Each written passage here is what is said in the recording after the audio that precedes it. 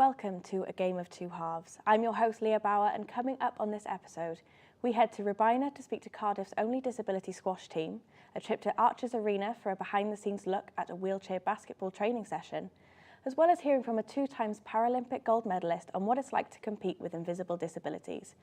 I'll also be joined live in the studio by Britain's leading T11 sprinter. But first, here are your sporting headlines. Starting off with football, Cardiff City have announced that interim boss Omar Rizza has been appointed manager until the end of the season. The Bluebirds sit 2 places above the Championship relegation zone and face a home fixture against Watford tomorrow afternoon. Swansea are also in action tomorrow as Luke Williams' side face an away visit to Kenilworth Road and face Luton Town. On to rugby now, the Dragons start the European Challenge Cup campaign tonight against Montpellier. Back row, Tane Basham will make his 100th appearance for the Newport-based side. Cardiff and Scarlets are both in action tomorrow with away games against Lyon and Bayonne respectively. The Ospreys face the Lions at home on Sunday afternoon. Swansea boxer Ben Crocker fights for the European IBF Super Lightweight title tomorrow night. And rounding out the sporting headlines with ice hockey, Cardiff Devils face off at home on Saturday evening against the Belfast Giants. The Devils currently sit top of the Elite Ice Hockey League. The first story of the show features a Paralympic gold medalist and current world record holder in the T13 javelin throw, Dan Pembroke MBE, on his experience with competing with retinitis pigmentosa. Third-year Matt Priest reports. That was one of the big things. I performed on the biggest stage in the Paralympics, got world record, got gold medal, and yet people still found it, their right place to kind of come at me, mainly only on social media where you're behind a screen, to say, how did this guy fraud the system to get into the Paralympics? Not all disabilities are visible. I sat down and spoke to 2-time Paralympic gold medalist and current world record holder in the T13 javelin throw, Dan Pembroke MBE, on his experiences competing with retinitis pigmentosa. I only have 10% of my vision. You look at me now, you would never see that I've only got 10% of my vision. And that changes a lot of things about how I move around, how I navigate myself in different light conditions. All these things play havoc on my proprioception, even running or walking, for example. Yeah, so I had my injury in 2012, which stopped me going to the able-bodied Olympic Games. And at that point, I knew that I had my degenerative eye condition, retinitis pigmentosa. And so to heal from that injury, it could potentially have taken me 3 years to be back where I was. And when I got diagnosed with my condition, when I was like 8 years old, they told my parents that your son might go blind in his mid-20s. I kind of didn't know where my voice was. You know what I mean? I didn't know what I had to say. I felt like a bit of an imposter being in the Paralympics because my condition is so invisible. It's an invisible disability. So even me, I didn't know how to answer the question of why I was in the Paralympic Games. And so I think within sport, like maybe in the association, we should have mentors like telling or finding out the voice of the athlete and actually highlighting that to the general public and wider public, because there are so many fantastic athletes with incredible stories inside para sport. Disability Wales doing an incredible job. They are pioneering in the way that they're pushing across disability sport, which is fantastic. I see some of the local people down here, Ali Davis, Harrison Walsh. Disability sport really gets behind them, and it's really nice to see.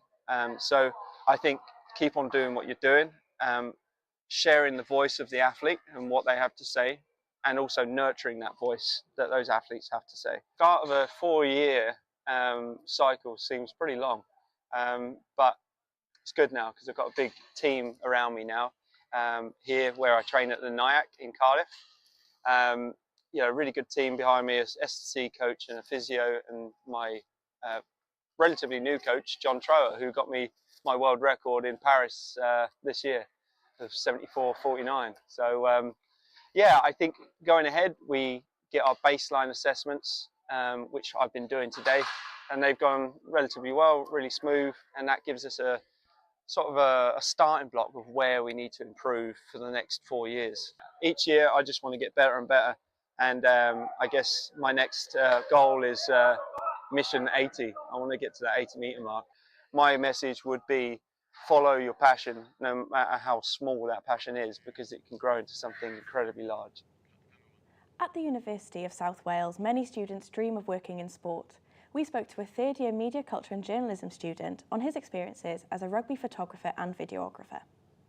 My name is Jago Appleyard. I'm a third-year media, culture and journalism student at the University of South Wales. And in my free time, as a part-time job, I do sports photography and videography. So 4 years ago, I was a lifeguard working at my local college when a friend of mine who played for a local rugby club asked if I wanted to come up and take some photos. So through that, I sort of realised I quite enjoyed it, and it kind of gave me a good way to get involved with the rugby club. Since coming to Cardiff, I've noticed I've had a lot more opportunities in terms of jobs. They've been quite varied as well. I've done work for local schools in the area and colleges, and some of those little jobs have got me into places like the Principality and Cardiff Farms Park. This summer I did some work in Gibraltar for Gibraltar Sevens Festival. That was a great time. I got to work with an actual media team, a very experienced media team, and I sort of just felt like my passion for the job only grew with that moment, and now I definitely believe this is what I want to be doing for my career. It helps that the most games are on the weekend, because it gives me sort of free time away from my lectures where I can do this, and obviously I enjoy it, so it gives me something to look forward to as well as that. Disability sport in Cardiff doesn't just come at a high level. Many sports clubs provide grassroots opportunities to keep fit and participate. One such club is Robina Squash Club, who hosts weekly disability squash sessions. Our reporter went to Robina and got involved to find out more. Grassroots and local clubs provide disability sport all over Cardiff and South Wales. I got involved in one of these clubs to see what impact it has on bringing the community together and how much of a vital role they play in our sporting society. Here in Robina, disability squash is at the heart of the community. Disability sport keeps the community together and involved. Every Thursday evening, disability squash sessions are held. I sat down and spoke to one of the organisers, Richard Plenty, about his involvement in the sport. My daughter's got learning difficulties since she went to Western House in Bridgend for 3-4 years. And after the first year, we were coaching squash. I thought, why can't we do racquetball with kids from Bridgend? So we invited them up, and they said yes. And we had, until COVID, we had a great relationship. Once a week I'll come up, you do racquetball with all the disability kids, and then, well, young adults, not kids. And then we set up the wheelchair side of things, and which is what we do tonight. People in wheelchairs don't think we can play squash, because if getting onto course, access, and it's very difficult to watch the online play. I also had the chance to sit down to speak to one of the players here at Robina Squash Club, John, on what wheelchair squash has done for him and his rehab post-injury. For me personally, it's also a chance to socialise with players and friends that I've known in this club for a very long time. So it's been an important part of my rehab. I've been quite fortunate since my injury in finding wheelchair tennis and also disabled sailing. So those have come to me, but it took a bit of a search. So we could have a bigger presence on social media. Local clubs like Robina Squash Club are vital to their local community. These clubs are the heartbeat of disabled sport here in Wales, allowing everyone to participate. Matt Priest, USW. I'm now delighted to be joined in the studio by James Ledger, Britain's leading T11 athlete. So, James, could you just give us an idea how you got into athletics? First of all, thank you very much for having me. It's great to be here. For me, sport, when I was growing up, was a way of fitting in and not really standing out for having a disability. So I played for my local football team with my friends, and was very much happy to sit on the bench and kind of not stand out. And my dad said one day, this is not what you want to do, so what is it that you want to do? And for some reason, I said I want to be as fast as I could possibly be. And ever since that moment, I joined my local Swansea Harriers, and 15 years later, I've never looked back. What sort of barriers did you face coming into athletics? I think barriers that I set on myself, I think growing up and being happy to sit on a bench, it really kind of affected my confidence. So I think those barriers of not wanting to be seen as being the boy who couldn't see, that was my biggest barriers I faced. And it wasn't until I met some of my bestest friends in the para world that it really kind of accepted who I was as a person, and that allowed me to flourish on and off the track. You've had such an illustrious career so far, so what is next? Hopefully Commonwealth Games. We're waiting to see what events are going to be held in Glasgow. My guide runner's Scottish, so I feel like it's fate that they have to have the T11 100 metres. But yeah, obviously looking ahead then to LA in 2028. It didn't quite happen this year for Paris. I unfortunately tore my hamstring in a mid-race just before qualification. So, but yeah, got to look ahead now. So.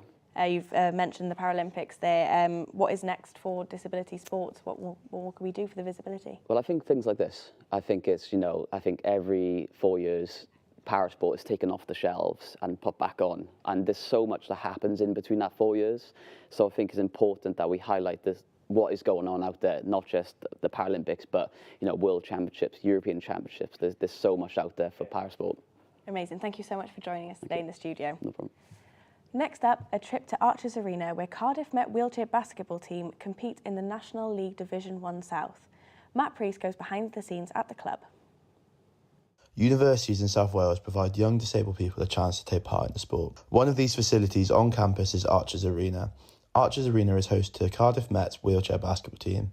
The team sit in the second division of the UK Basketball League, which is the Division 1 South. I spoke to a couple of their players on their experiences playing the sport and what needs to be done to increase participation. I think it's difficult with disability sport, especially because there's less knowledge of it and there's less teams. So quite a lot of the time, especially when I was younger, I found that there had to be a lot of travel to just training. So before I came to uni, I was traveling 2 hours there and back for training. So just more teams popped up. And I know it's difficult, but more teams and more encouragement in schools probably as well. Places like Cardiff Met are really important because I found when I started training here that there are so many different teams. So like if you have a young disabled kid, it's quite difficult to kind of jump into that wheelchair basketball and disability sport seen as just a sport rather than a way of increasing inclusion, kind of seeing it as disability sport is sport. And it is competitive. It's so important. I think we're still struggling. There's a lot of arenas and facilities that aren't fully accessible. And so I think that can be a real challenge. I think more people need to get involved, whether it be adults or pre-existing players. I think more people need to be involved to get more people to be encouraged. I think more education just generally around different sports, but as well around running sports. I think more people could do with knowing about that. Facilities like Archers Arena are a vital part of the community. They provide a safe space for everyone to get involved and participate in sport. Matt Priest, USW. That's all we have time for on this episode of A Game of Two Halves. In the next episode at 1:30, you can look forward to hearing about diversity in sport in South Wales, an interview with pro darts referee Hugh Ware, and a spotlight segment on one of our students here at USW. Here's a sneak peek. Teach beginners contemporary with the Swansea Dance Society. My wife solved it somehow. My job is something that I commit as much dedication to anyway, and this is just who I am. And as soon as I found the club, it was... So I'm going to say 9 darts, obviously. I'm contracted. I've been your host, Leah Bauer, and thank you for watching this episode of A Game of Two Halves. We'd like to thank all the production team and James for joining us in the studio, and we hope you've enjoyed watching as much as we've enjoyed putting it all together. Thank you again, and goodbye.